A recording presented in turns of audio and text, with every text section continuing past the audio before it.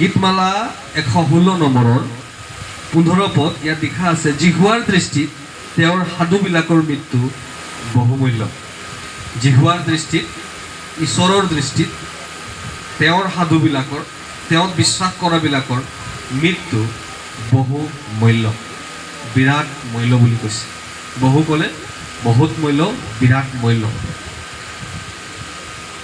আমি এটা কথা জানো যে আমি সকলোৱে মৰিব লাগিব, আৰু এইটো চিৰন্তন সত্য হয়, আৰু ইয়াত কোনো বাদ পৰি যাব নোৱাৰে। এবাৰ জন্ম হ'লে এবাৰ মৃত্যু হ'ব লাগিব। আৰু বাইবেলত এনেকুৱা ব্যক্তিও আমি পাইছোঁ যিসকলে জীয়াই জীয়াই স্বৰ্গ গৈছে, কিন্তু তেওঁবিলাকৰো এদিন সময় আহিব, তেওঁবিলাকো মৃত্যু হৈয়েই তেওঁবিলাকে ঈশ্বৰৰ ওচৰলৈ যাব। আৰু এইটো আমাৰ মানুহ জীৱনৰ পাপৰ এটা ফল, আমি পাপ কৰাৰ এটা পৰিণাম। মানুহ আমি পাপী, আৰু পাপ কৰাৰ কাৰণে আমাৰ জীৱনলৈ মৃত্যু আহিল, আৰু আমি প্ৰতিজন ব্যক্তিয়েই মৃত্যু হ'ব লাগিব। আৰু মই সেইদিনা কৈছিলোঁ যিসকল আছিলে যে আমাৰ মৃত্যু দুটা, এটা মৃত্যু হ'ল আমি ঈশ্বৰৰ পৰা আঁতৰি যোৱা মৃত্যু, এটা হ'ল আমাৰ শৰীৰ আৰু আমাৰ যিটো প্ৰাণ, সেই প্ৰাণ আঁতৰি যোৱা এইটো মৃত্যু। মৃত্যু মানে হ'ল আঁতৰা আঁতৰি, মৃত্যু মানে হ'ল ছেপাৰেশ্যন, আলাগ আলাগ হৈ যোৱা, সেইটোৱে হ'ল মৃত্যু।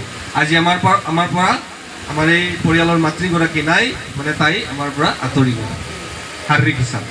তো শাৰীৰিক হিচাপে মৃত্যু। আৰু আত্মিক মৃত্যু হ'ল যিবিলাকে ঈশ্বৰৰ পৰা আঁতৰি যায়, ঈশ্বৰৰ পৰা আঁতৰি যায়।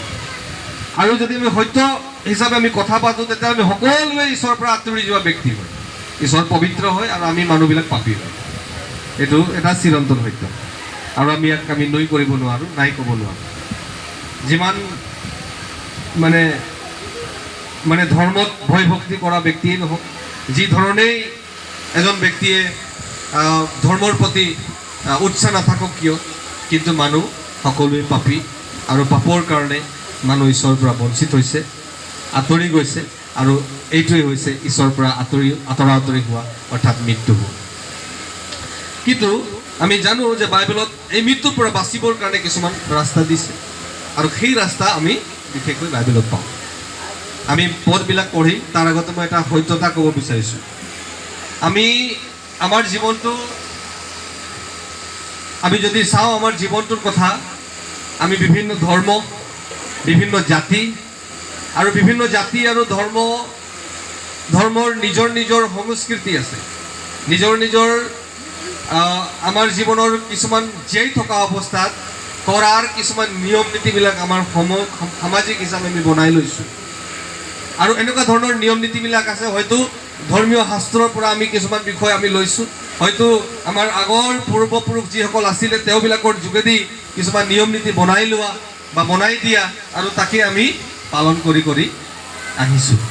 আৰু আমি তাক নৈ কৰিব নোৱাৰোঁ, আমি বেয়া ক'ব খোজা নাই, তাক আমি পালন কৰিব নালাগে বুলি মই কোৱা নাই, আমি কৰিব লাগিব। কিন্তু এটা কথা আপোনালোকে বা মই সকলোৱে চিন্তা কৰিব লাগিব যে সকলোৰে এটা সঁচা আছে, সকলোৰে এটা সঁচা আছে, চব বিষয়ৰে এটা সঁচা আছে, আৰু তাৰে মিছা এটা ওলাই গৈছে। আপোনালোকে চিন্তা কৰিব, অকল মই জীৱনৰ কথাটো কোৱা নাই, বাকীবিলাক বিষয়টো আপুনি যদি চায়, সকলোৰে এটা সঁচা আছে, আৰু তাৰে লগত মিছা এটা সোমাই বিষয়বস্তুটো ডাঙৰ হৈ গৈছে। আৰু এতিয়া কেতিয়াবা আমাৰ কি হৈ যায়, আমি মিছাটোকে হয়তো ধৰি আমি সেই হিচাপে চলিব পাৰোঁ। আমাৰ এটা বহুত ডাঙৰ ইম্পৰ্টেণ্ট কথা হয় যে আমি প্ৰতিটো বিষয়েৰে সঁচা যিটো হয়, গুৰি কোনটো হয়, আৰম্ভণি কোনটো হয়, সেইটো জনাটো কিন্তু বিৰাট প্ৰয়োজন, সেইটো কিন্তু জনাৰ বিৰাট প্ৰয়োজন। এতিয়া আপুনি যদি গাখীৰ বিক্ৰী কৰিব যায়, আপুনি প্ৰকৃত যিটো গাখীৰ, সেইটো গাখীৰ নাপাব। বজাৰত যদি গাখীৰ আনিব যায়, কাৰোবাৰ ঘৰত যদি গাখীৰ আপুনি কিনিব যায়, তেতিয়াহ'লে আপোনাৰ গাখীৰত অকণমান পানী মিক্স কৰিব, কৰে নাই? কৰে। তো আপুনি পানী মিক্স কৰাটো কেনেকৈ জানিব? আপুনি যদি নখত দি দিয়ে গাখীৰটো, যদি গাখীৰটো অৰিজিনেল হয়, এই নখৰ পৰা নপৰে গাখীৰটো। আৰু যদি পানী লগা আছে, গাখীৰটো পানী সোমাই তাত আৰামটো পৰি যাব নখৰ পৰা। এতিয়া কি হ'ল, আমি ভাবোঁ আমি প্ৰকৃত গাখীৰ খাই আছোঁ, অৰিজিনেল গাখীৰ খাই আছোঁ, কিন্তু কি হওঁ, আমি ডুপ্লিকেট বা কি কৈছোঁ তাত মিক্স কৰা গাখীৰ আমি খাই আছোঁ। এইটো গাখীৰৰ ক্ষেত্ৰত মই উদাহৰণ দিছোঁ। এনেকুৱা ধৰণৰে প্ৰতিটো বিষয়েৰে এটা এটা একদম সঁচা সত্যতাটো আছে আৰু তাৰে লগত এটা মিছা এটা বিষয় অকণমান যোগ কৰা আছে। এতিয়া আমাৰ দায়িত্ব বিৰাট ইম্পৰ্টেণ্ট যে সঁচাটো জনা। কথাটো হয় নে নহয়? কোনোবাই জানি মই মিছাটো জানিলোঁ আৰু সেই মিছাতে থাকিম, কোনোবাই ক'ব জানো? মই জানিলোঁ এই গাখীৰত পানী মিক্স আছে, কিন্তু মই পানী মিক্স কৰা গাখীৰটোকে ভাল পাওঁ, এনেকৈ ক'ব জানো কোনোবাই? চবেই অৰিজিনেল গাখীৰেই বিচাৰিব, পানী লগা গাখীৰটো কোনোৱে নিবিচাৰে, পানী মিক্স কৰা গাখীৰ কোনোৱে নিবিচাৰে। যদি সেইটো ক্ষেত্ৰত হয়, ঠিক তেনেদৰে আজি যদি আমাৰ জীৱনৰ কথা যদি চাওঁ, মানুহ যি ধৰণে আমি আমাৰ সংস্কৃতিৰে কিছুমান বিষয়বস্তুবিলাক আমি কৰি আহিছোঁ, আমি পালন কৰি আহিছোঁ, কিন্তু আমাৰ জীৱনৰ কিন্তু এটা সত্যতা আছে, জীৱনৰ এটা সত্যতা আছে। এই সত্যতাটোক জনাটোৰ প্ৰয়োজন আছে। আৰু সেই সত্যতা যদি আমি চাওঁ, তেতিয়াহ'লে আমাৰ জীৱনৰ এটা সত্যতা, আমাৰ জীৱন, আমাৰ মানুহ জীৱনৰ সত্যতা এটা যে আমি ঈশ্বৰৰ দ্বাৰাই সৃষ্টি মানুহ। ঢেৰ ধৰণৰ মানুহে বেলেগ বেলেগ ধৰণে সৃষ্টি হৈছে বুলি ভাবে, কিন্তু আমি যদি লজিকেলি চাওঁ, যদি আমি চাইণ্টিফিকেলি চাওঁ, আৰ্গুমেণ্ট কৰি চাওঁ, তৰ্ক কৰি চাওঁ, তেতিয়াও আমি বুজি পাওঁ যে মানুহ জীৱনৰ সৃষ্টিকৰ্তা এজন আছে, সেইজনা হ'ল ঈশ্বৰ। আৰু সেই ঈশ্বৰক আমি কোনো দেখি নাপাওঁ, সেই ঈশ্বৰক আমি দেখি নাপাওঁ, কোনো দেখিবও নোৱাৰে। বহু মানুহবিলাকৰ কি আছে, এটা কনচেপ্ট, যিটো এটা ধাৰণা আছে ঈশ্বৰৰ প্ৰতি, যে আমাৰ এটা ধাৰণা আছে, আমি আকৃতি বনাই লওঁ আৰু এইজন ঈশ্বৰ হয়, এইজন ঈশ্বৰ হয়, এইজন ঈশ্বৰ হয়, এনেকুৱা ধৰণৰ আমি আকৃতি, আমি পিকচাৰ বনাওঁ মাইণ্ডত, আৰু আমি ঈশ্বৰক সেই ধৰণে আমি বুজিব খোজোঁ। কিন্তু প্ৰিয়সকল, ঈশ্বৰজন কিন্তু বৰ আচৰিত, প্ৰেমময়, ভয়ানক, আৰু আমি সম্পূৰ্ণভাৱে মানুহ জ্ঞানত আমি সম্পূৰ্ণ 100% ঢুকিব নোৱাৰোঁ। কিন্তু যিখিনি আমাক দিয়া হৈছে জানিবলৈ, সেই দিয়া হোৱা ইনফৰমেশ্যনৰ যোগেদি, এই দিয়া হোৱা তথ্যৰ যোগেদি আমি অকণমান ঈশ্বৰ জীৱাক জানিব পাৰোঁ। আৰু সেইকাৰণে আমি আমাৰ জীৱনটোক বুজি পোৱাটো বহুত প্ৰয়োজন আছে। যেতিয়ালৈকে আমাৰ জীৱনটোক আমি বুজি নাপাওঁ, আমাৰ জীৱনটোত ক'ত গতি কৰি আছে, ক'ত যাব লাগিব, তাক আমি বুজি নাপাওঁ। আমাৰ জীৱনৰ আৰম্ভণি যদি আমি বুজি নাপাওঁ, আমি অন্তটো আমি জানিব নোৱাৰিম, আমি বুজি নাপাম। আৰু যদি আৰম্ভণিটো নাজানো, অন্তটো নাজানিম, অন্তটো নাজানিলে ক'ত শেষ হ'ব সেইটোক আমি নাজানিম। মানে আমাৰ জীৱনটোত চিয়ৰ নাই, মোৰ জীৱনৰ বিষয়ে মই চিয়ৰ নাই। যিজনে নাজানিলে তাৰ চিয়ৰ নাই, কি হ'ব? কথাটো হয় নে নহয়? কিন্তু আমি আমাৰ জীৱনটোৰ চিয়ৰ বা আমাৰ জীৱনটোৰ নিশ্চিত কিছুমান বিষয় আছে, সেই নিশ্চিত কথাবিলাক আমি জানিব লাগিব। আমি উপদেশ পুস্তকৰ 12 অধ্যায় 7 পদ মই পাঠ কৰিম। উপদেশ পুস্তকৰ 12 অধ্যায় 7 পদত এনেকৈ এটা বাক্য লিখা আছে, আৰু ধূলি আগৰ দৰে মাটিত লীন নহওঁতেই, ঈশ্বৰে দিয়া আত্মা তেওঁলৈ উলটি নযাওঁতেই, তুমি তোমাৰ যৌৱনকালত তোমাৰ সৃষ্টিকৰ্তাক কোৱা। ইয়াত বাইবেলত কি কৈছে? ধূলি আগৰ দৰে মাটিত লীন নহওঁতে, ঈশ্বৰে দিয়া আত্মা তেওঁলৈ উলটি নযাওঁতে, তোমাৰ যিজনে সৃষ্টি কৰিছে তোমাক, তাক সোঁৱৰণ কৰা, তাক মনত পেলোৱা, তাক জানা। আমাৰ জীৱনৰ এটা ডাঙৰ বিষয় এটা আমি জানিব লাগিব, যে আমি মৃত্যুৰ আগত আমি ধূলি, আমাৰ এই শৰীৰটো ধূলিৰ, জগতৰ এই ধূলি, এইটো মাটি, সেই মাটিৰে নিৰ্মিত আমাৰ শৰীৰ হয়। সেইকাৰণে আমি মাটিতেই মিলিত হৈ যাওঁ, মাটিতেই মিলিত হৈ যাওঁ। কাৰোবাৰ নিয়ম আছে জ্বলাই দিয়ে, মাটিতেই মিলিত হয়। কাৰোবাৰ নিয়ম আছে আমি কবৰ দিওঁ, মাটিতেই মিলিত হয়। মুঠতে আমি মাটিৰ লগত মিলন হৈ যাওঁ এই শৰীৰ মৃত্যু হ'লে। আৰু ইয়াত আৰু এটা ভাগ কৈছে যে ঈশ্বৰে দিয়া আত্মা তেওঁলৈ উলটি নযাওঁ। জীৱনৰ এটা সত্যতা কথা আমি সকলোৱে জানিম প্ৰিয়সকল, যে আমাৰ দুটা ভাগ আছে। এই শৰীৰতে আমি দুটা ভাগেৰে গঠিত। এটা ভাগটো হ'ল আমাৰ দৃশ্য ভাগ, এটা ভাগটো হ'ল অদৃশ্য ভাগ। দৃশ্য ভাগটো হ'ল আমাৰ মাটি ভাগ, আমি মৰিলে মিলিত হৈ যাম মাটিৰ লগত। অদৃশ্য ভাগ যিটো হ'ল আমাৰ আত্মা, কোনো ক'ব নোৱাৰে মোৰ আত্মা নাই, কোনো ক'ব নোৱাৰে মোৰ ভাৱ চিন্তা নাই, কোনো ক'ব নোৱাৰে মোৰ ফিলিং নাই, কোনো ক'ব নোৱাৰে মই ভাবিব নাজানো, মোৰ কনচিয়াছ নাই, মোৰ বিবেক নাই, ক'ব পাৰিব জানো? কিন্তু যদি আপুনি কয় আপোনাৰ বিবেকটো, আপোনাৰ আত্মাটো, আপোনাৰ প্ৰাণটো দেখাই দিয়ক, ক'লে দেখাই দিব পাৰিব জানো? ডাঙৰ মানুহ জীৱনৰ এটা সত্যতা যে আমাৰ শৰীৰ আছে, এইটো আমি চুব পাৰোঁ, ধৰিব পাৰোঁ, এইটো আমি ধৰিব পাৰোঁ, আমাক স্পৰ্শ কৰিব পৰা এটা শৰীৰ আমি পাইছোঁ। লগতে আৰু এটা আছে কি আত্মাৰ ভাগ, অদৃশ্য ভাগ, এই ভাগটোক আমি চুব নোৱাৰোঁ, আমি দেখাই দিব নোৱাৰোঁ, কিন্তু নাইও ক'ব নোৱাৰোঁ। এইটোতে ঈশ্বৰৰ ভাগ আছে, এইটোতে ঈশ্বৰৰ ভাগ আছে। এতিয়া আমি ঈশ্বৰক কোনো দেখা নাই, চুবও নোৱাৰোঁ, ঈশ্বৰ নাই বুলিও ক'ব নোৱাৰোঁ। যদি কোনোবা ঈশ্বৰ নাই বুলি কয়, বিশ্ব ব্ৰহ্মাণ্ডখন কোনে বনাইছে? বাৰু মোক কোনে বনাইছে? আপোনাক কোনে বনাইছে? আপুনি নিজকে বুজি পায়? বুজি নাপাওঁ। কেনেকুৱা শৰীৰত এজন বাচ্চাৰ জন্ম হয়, গৰ্ভত থাকে, কেনেকুৱা আত্মাটো আহে, ক'ৰ পৰা প্ৰাণ আহে, কোনোবা বুজি পায়? কেতিয়া আহে কোনোবাই বুজি পায়? বহুত কথা আছে প্ৰিয়সকল, আমি জীৱনত বুজি শেষ কৰিব নোৱাৰোঁ। সেইকাৰণে আমি শেষত আহিবই লাগিব, যিজন সৃষ্টিকৰ্তাৰ ওচৰত ক'ব লাগিব যে হে ঈশ্বৰ, আপুনি মোক বনাইছে আৰু আপুনি আছে, কাৰণ মই জীৱনটোক মই শেষ কৰিব নোৱাৰোঁ জানি, কাৰণ মোৰ মগজটো মানে লিমিট আছে, মই লিমিটেড মানুহ হয়, মোৰ সীমিত থকা মানুহ হয়। তো মই কি ক'ব খুজিছোঁ প্ৰিয়সকল এই বাক্যৰ যোগেদি, যে আমাৰ জীৱনত সত্যতা আছে, ঢেৰ কিবা কিবি সত্যতা, কিন্তু জীৱনৰ সত্যতাটো কৈছোঁ মই। আমাৰ জীৱনটোৰ সত্যতা হ'ল আমি দুটা ভাগেৰে গঠিত। এটা ভাগটো হ'ল অদৃশ্য ভাগ, এটা ভাগটো হ'ল দৃশ্য ভাগ। দৃশ্য ভাগ হ'ল আমাৰ শৰীৰ, এইটো আমি মৰি গ'লে পুতি দিওঁ, আমাৰ খবৰ দি দিওঁ, জ্বলাই দিওঁ, আৰু অদৃশ্য ভাগ যিটো আমাৰ পৰা শৰীৰৰ পৰা আঁতৰি যায়, আৰু যিজনে বনাইছে সেই তালৈকে গুচি যায়, প্ৰেইজ দ্য লৰ্ড। কিছুমানৰ ভাৱ কি আছে, ভাবে যে মানুহজন মৃত্যু হৈ গ'ল আৰু পানী খাবলৈ আহিছিল,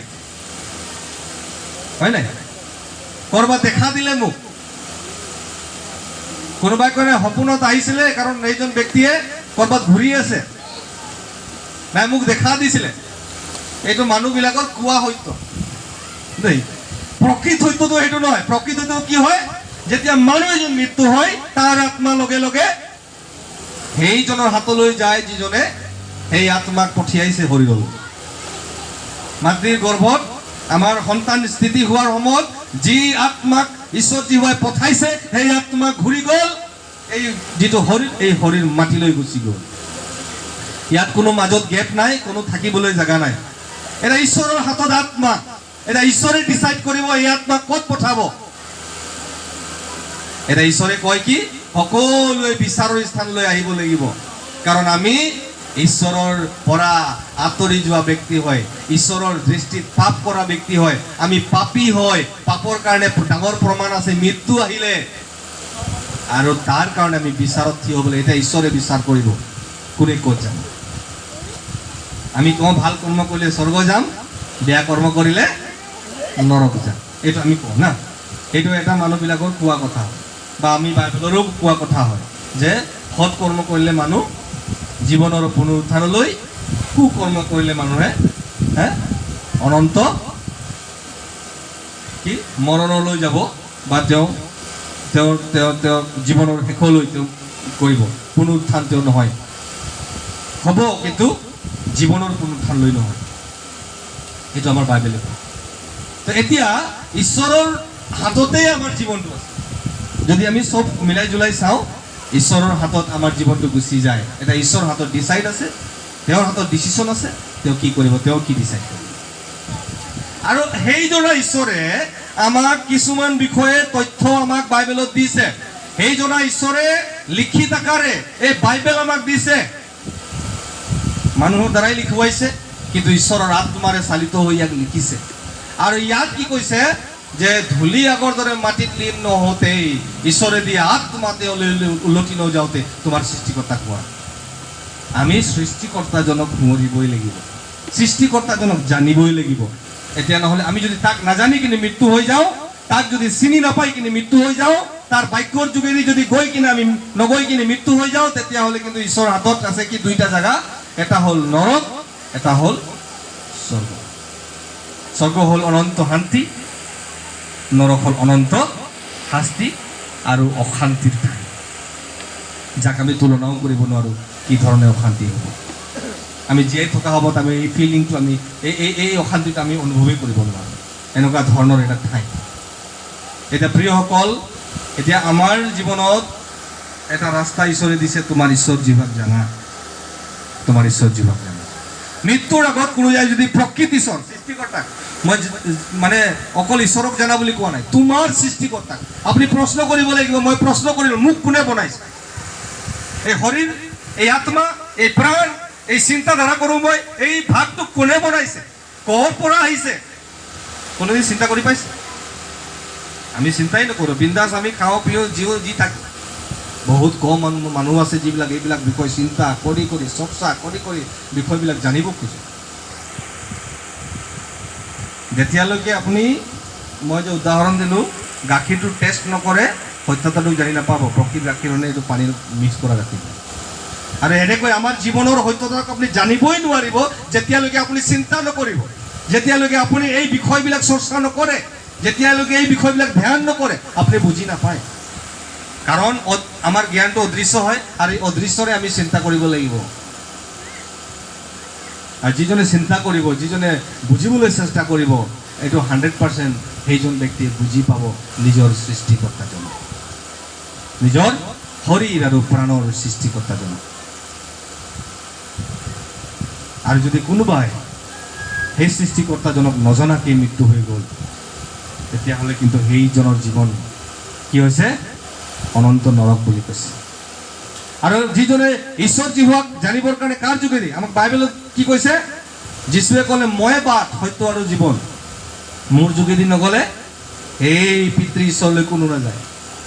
এটা বাট দেখাই দিলে নহয়, যীশুৱে বাট, বাট দেখাই দিয়া ব্যক্তি নহয় যীশু, কিন্তু যীশুৱে বাট হয়, ময়ে বাট বুলি কৈছে, ময়ে সত্য বুলি কৈছে। সত্য যে মই ক'লোঁ, এই সত্যটো যীশু। যীশু কৈছে, মই সত্য, ময়ে বাট, মই জীৱন। আমি জীৱনৰ কাৰণে মাথা মাৰোঁ, যীশু কৈছে মই জীৱন হয়, মোৰ তোমালোকৰ জীৱন মোৰ তাত সোমাই আছে। আৰু আমি কি কওঁ? জীৱনৰ ৰাস্তা আমি বিচাৰোঁ, আৰু যীশু কৈছে ৰাস্তাটো মই হয়।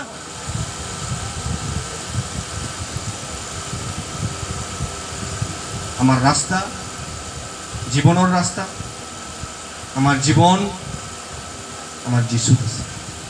আৰু যিজনে যীশুত বিশ্বাস কৰে, তেওঁ সেইজন সৃষ্টিকৰ্তা, সেইজন পিতৃ ওচৰলৈ তেওঁৰ আত্মা উলটি যায়। আৰু যিজনে যীশুত বিশ্বাস নকৰে, সেই আত্মা উলটি যায়, কিন্তু এই অনন্ত নৰকত ঈশ্বৰৰ হাতত আছে, তেওঁক কি বিচাৰ কৰিব? সেইকাৰণে জীৱনৰ ডাঙৰ সত্যতাক এইটো আমি জানিব লাগে। আৰু যদি আমি ইয়াক জানিবলৈ ফেইল হৈ গ'লোঁ জীয়াই থকা অৱস্থাত, সকলোতকৈ দুখৰ বিষয়, সকলোতকৈ দুখৰ বিষয়। আৰু মই ব্যক্তিগতভাৱে ঈশ্বৰ জীৱাক ধন্যবাদ জনাইছোঁ পৰিয়ালৰ কাৰণে, এই পৰিয়ালৰ কাৰণে, আৰু বিশেষকৈ মাতৃজনৰ কাৰণে। ঈশ্বৰ জীৱাক জানি, ঈশ্বৰ জীৱাক বুজি পাই, নিজৰ সৃষ্টিকৰ্তাক বুজি পাই তেওঁ সেই সংসাৰখন এৰিলে। আৰু মই সেইদিনা কৈছিলোঁ, আপোনালোকে দুখ কৰাৰ একো প্ৰয়োজন নাই। তেওঁৰ আত্মা ঈশ্বৰৰ লগত আছে, অৰ্থাৎ তাই ঈশ্বৰৰ লগত আছে, তাই ঈশ্বৰক দেখি পাইছে। যীশু খ্ৰীষ্টক ইমান দিন বাক্য শুনি শুনি শুনি শুনি থাকিলে, প্ৰাৰ্থনা কৰি কৰি থাকিলে, লঘোণ প্ৰাৰ্থনা কৰি কৰি থাকিলে, সেই যীশুৰ আশাৰে, সেই যীশুক দৃশ্য, যীশুক দেখা দেখি লগতেই তেওঁ দেখা দেখি হৈ আছে যীশুৰ লগত। হালেলুয়া। এই ইমান দিনৰ আশা কৰা, জীয়াই থকা সময়ত বেছি প্ৰাৰ্থনা কৰিছিলে। তাই ল'ৰা ছোৱালীৰ কাৰণে প্ৰাৰ্থনা কৰে, গোটেই পৰিয়ালৰ কাৰণে প্ৰাৰ্থনা কৰে, মণ্ডলীৰ কাৰণে, বহুত মানুহবিলাকৰ প্ৰাৰ্থনা কৰে। তাৰ ওচৰত এই যীশুৰ নামত ঈশ্বৰৰ ওচৰত প্ৰাৰ্থনা কৰিছিলে। সেই যীশুক তাই আজি দেখা পাইছে, সেই যীশুৰ লগত তাই আছে। কি অশান্তিৰ জেগা আছে নেকি? শান্তিৰ ঠাই আছে। সেইকাৰণে পৰিয়ালসকলে আপোনালোকে একো চিন্তা কৰাৰ প্ৰয়োজন নাই, আপোনালোকে মনত বেদনা দুখ কৰি থকাৰ একো প্ৰয়োজন নাই। এটাই কথা আপোনালোকে চিন্তা কৰিব যে আমাৰো মৃত্যুৰ কোনোদিন গেৰেণ্টি নাই। কোনো ক'ব নোৱাৰে মই আজি মৰিম নে কালি মৰিম, পৰহি মৰিম। আমি এতিয়াও মৰিব পাৰোঁ, আমি গৈ থকা অৱস্থাতো কোনোবাই মৃত্যু হ'ব পাৰোঁ। কোনে কাৰ হাতত আছে? মৃত্যু ঈশ্বৰৰ হাতত আছে। কাৰো হাতত আমাৰ জীৱন কাৰো দুনিয়াৰ মানুহবিলাকৰ হাতত নাই, কেৱল ঈশ্বৰৰ হাতত আছে। আৰু সেইকাৰণে প্ৰিয়সকল, সেইজনা ঈশ্বৰক আমি মৃত্যু হোৱাৰ আগত জানো, মানে এতিয়াই জানো। যদি মই মোৰ মৃত্যুটো আজি জনা নাই, কালি মই মৃত্যু হ'ম, আজি মৃত্যু হ'ম, মানে মোৰ এতিয়াই this is the right time to know' God, this is the right time to know' the creator. এইটোৱে এটা শুদ্ধ সময়, এইটো এটা ভাল সময়। মই যেতিয়ালৈকে উশাহ নিশাহ লৈ আছো তেতিয়ালৈকেহে মই ঈশ্বৰ জীৱাক জানিব পাৰিম, মৰি যোৱাৰ পাছত নহয়। আৰু সেইকাৰণে মই 2 বছৰৰ পাছত, 3 বছৰৰ পাছত, কোনোবাই মৰি যোৱাৰ পাছত মই ঈশ্বৰক জানিবলৈ চেষ্টা কৰিম। এইবিলাক কিন্তু জগতীয় ভাৱ চিন্তা হয়, এইবিলাক শয়তানে ভাৱবিলাক আনে। কিন্তু আচল ভাৱটো কি হয়, মই আজি জীয়াই আছোঁ, কালি মৰিম নে মই নাজানো। সেইকাৰণে আজিয়ে মই সত্যতাটোক জানিব লাগে, মোৰ জীৱনৰ সত্যতা। আৰু সত্যতাটো কি জানিব লাগে, যে মোক যিজনে সৃষ্টি কৰিছে তাক মই জানিব লাগে। আৰু সেই সৃষ্টিকৰ্তা জনাক জনাৰ এটাই ৰাস্তা আমাক বাইবেলত দেখাই দিছে। যীশুৱে কৈছে, ময়ে বাট, সত্য আৰু জীৱন। কাৰণ আপুনি য'ত মৰিব লাগিছিল যীশু মৰিছে, আপুনি য'ত পাপৰ কাৰণে মৰিব লাগিছিল যীশু মৰিছে। আৰু যীশুৰ যোগেদিহে আপুনি ঈশ্বৰৰ আগত থিয় হ'ব পাৰিব, নহ'লে ঈশ্বৰৰ আগত থিয় হ'ব নোৱাৰে। আপুনি যিমানে ধাৰ্মিক কাম নকৰক কিয়, যিমানে আপুনি জগতীয় নিয়ম নীতি নকৰক কিয়, আপুনি কেতিয়াও ঈশ্বৰৰ আগত সেই নিয়ম নীতিৰে থিয় হ'ব নোৱাৰে। কেৱল মাত্ৰ এজনৰ নামতহে আপুনি থিয় হ'ব, সেইটো আপুনি যীশুৰ পিছত থিয় হ'ব লাগিব। Praise the lord. যীশু আগত থাকিব লাগিব আৰু আপুনি তাৰ পিছত থাকিব লাগিব। তেতিয়া ঈশ্বৰে কাক দেখিব? যীশুক দেখিব। আৰু যীশুক দেখিব যে যীশু অলৰেডি আপোনাৰ মোৰ কাৰণে মৰি গ'ল আৰু জি উঠিলে, তেওঁ জীৱন আছে। আৰু দেখিব যে ঈশ্বৰে এইজন ব্যক্তি যীশুৰ পাছত আছে, মানে এইজন ব্যক্তি বিচাৰ নাই, এইজন ব্যক্তিৰ কাৰণে ৰাস্তা খোলা আছে স্বৰ্গৰ কাৰণে। আৰু যিজনে যীশুৰ পিছত নাই, তেওঁবিলাকৰ কিন্তু মই কি ক'ম আৰু, সত্যতাটো সত্যতা হয়, আমি এইটো মানে মিক্স কৰিব নোৱাৰোঁ। তেওঁবিলাকে স্বৰ্গলৈ যাব নোৱাৰে, যিটো বাইবেলত কৈছে। আৰু সেইকাৰণে প্ৰিয়সকল, এইগৰাকী মাতৃ তাই জীয়াই থকা অৱস্থাত ঈশ্বৰক জানিলে আৰু জীৱনৰ বেষ্ট কাম কৰিলে। আৰু সেইকাৰণে আজি তাইৰ মৃত্যুত ঈশ্বৰ সন্তুষ্ট। তাইৰ মৃত্যু আজি ঈশ্বৰৰ দৃষ্টিত বহুমূল্য, যিটো বাইবেলে কৈছে। আৰু সেইকাৰণে আহক আমি কথাবিলাক আমি চিন্তা কৰিম, সত্যতাবিলাক আমি চিন্তা কৰিম, কোনটো সঁচা, কোনটো মিছা, কোনটো কি হয়, আমাৰ জীৱনৰ কোনটো সঁচা, কোনটো মিছা কি হয়, এইবিলাক জানিবলৈ চেষ্টা কৰিম। আৰু জীয়াই থকা অৱস্থাত আহক আমি ঈশ্বৰ জীৱাক জানিব, যেনেকৈ এই মাতৃগৰাকী জানিলে। আৰু পৰিয়ালসকলক মই এইটোৱে অনুৰোধ জনাইছোঁ যে আপোনালোকে আপোনালোকৰ মাক বা আপোনাৰ ভাইজাক আপুনি যদি লগ পাবলৈ মন আছে, আজি দুখ কৰিছে পৰিয়ালে, কিন্তু মই মাক চাব মন, মই এদিন মাক লগ পাব মন, আজি আপুনি যীশুৰ লগত জীৱন কটাওক, আজি আপুনি যীশুত বিশ্বাসত থাকক, সেই মাতৃক লগ পাম, আমিও লগ পাম, চবেই আমি দেখিবলৈ পাম। এইটো এটা ডাঙৰ ঈশ্বৰ জীৱই আশা আমাৰ জীৱনৰ কাৰণে দিছে। এইটোৱেই সম্পূৰ্ণ সত্যতা হয়, এবছলিউট ট্ৰুথ বুলি কয় ইংলিছত। কিছুমান আজিকালি আধা ট্ৰুথ আছে, আধা ফুল সত্যতা আছে, আধা সত্যতা, সম্পূৰ্ণ সত্যতা। আৰু এইটোৱেই আমাৰ জীৱনৰ সম্পূৰ্ণ সত্যতা।